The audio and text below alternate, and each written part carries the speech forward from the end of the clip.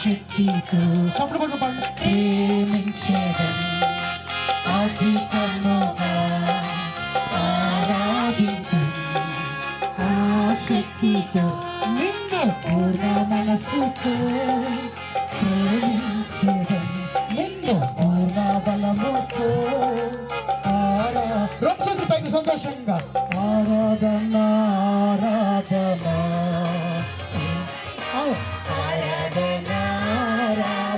హల్లెలూయా స్తోత్రం ప్రభువా ఆరాధన యేసయ్యా ఆరాధన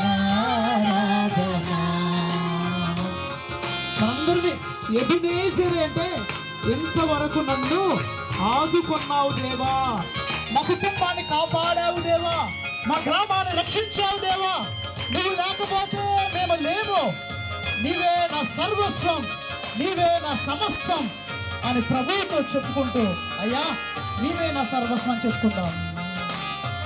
చప్పట్లు కొట్టుకుంటూ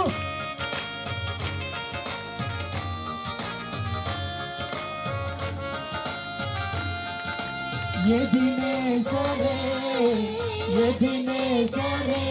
అయ్యా ఇంతవరకు ఆదుకున్నావే.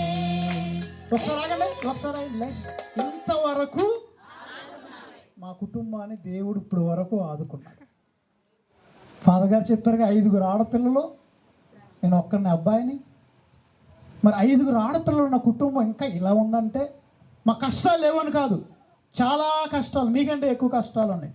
యాక్చువల్లీ మా అక్కోళ్ళు నన్ను తమ్ముడు కుటుంబ ప్రార్థన పెట్టుకుందామంటే నేను అన్నాను కొంతకాలం ఆగుదాం, మన సమస్యలన్నీ పూర్తయిన తర్వాత కుటుంబ ప్రార్థన పెట్టుకుందాం అక్క అని వాళ్ళతో అన్నాం. రోజు మేము 1 గంట వరకు ఇక్కడ మాట్లాడుకుంటాం.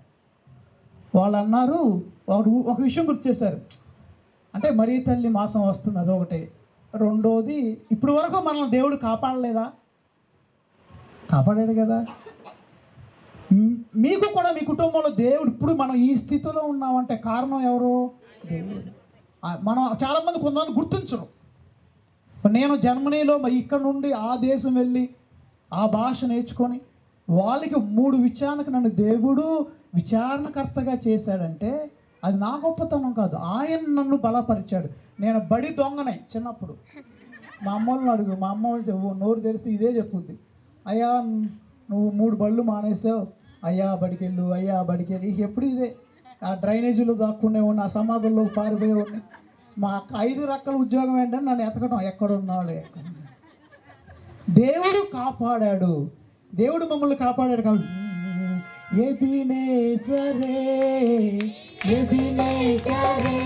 అయ్యా ఇంతవరకు ఆదుకున్నావే, ఇంతవరకు ఆదుకున్నావే, నన్ను ఇంతవరకు ఆదుకున్నావే, నిన్ను పూర్ణ మనసుతో ఆరాధించు, నిన్ను పూర్ణ బలముతో ప్రేమించేదం, నిన్ను పూర్ణ బలముతో ఆరాధించం, నిన్ను పూర్ణ బలముతో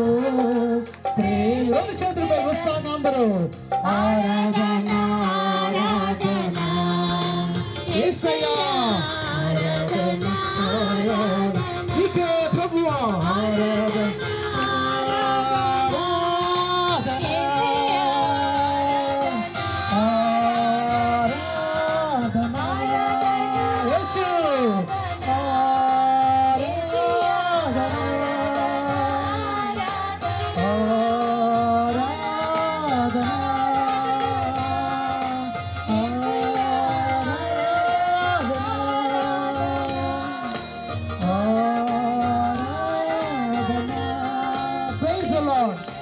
హల్లెలూయా హల్లెలూయా హల్లెలూయా. నేను ఎక్కువ